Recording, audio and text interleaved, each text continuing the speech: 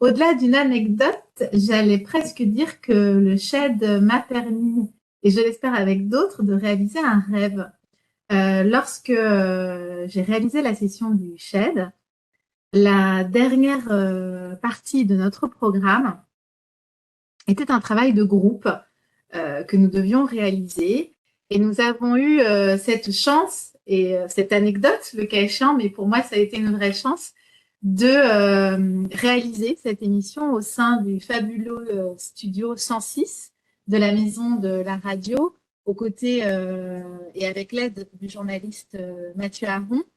Et nous avons réalisé une émission sur le modèle de On n'arrête pas l'écho, qui est diffusée le samedi matin sur France Inter, autour de problématiques économiques, évidemment, que nous avions choisies tous ensemble avec le groupe. Donc, ça a été plus qu'une anecdote, j'allais dire une véritable aventure, et qui a été possible grâce au SHED. Donc, au-delà des questions de fond que nous avons pu aborder, ça a vraiment été un moment très particulier avec l'ensemble du sous-groupe de la promotion. Le SHED m'a apporté, c'est difficile à synthétiser, mais pour moi, ce que m'a le plus apporté le SHED, ce sont les rencontres.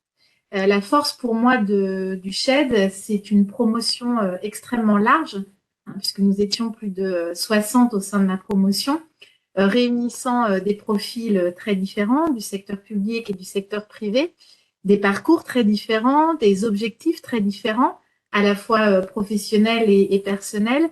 Et incontestablement, moi, c'est ce que j'ai trouvé de plus enrichissant en faisant le SHED. C'est vraiment une expérience unique de rencontrer autant de personnalités aussi investies, et bien dans une seule enceinte que celle du SHED. Donc pour ça aussi, je suis extrêmement reconnaissante à l'égard du SHED. Donc si je devais retenir un seul mot de ce que m'a apporté le SHED, ce serait le mot rencontre.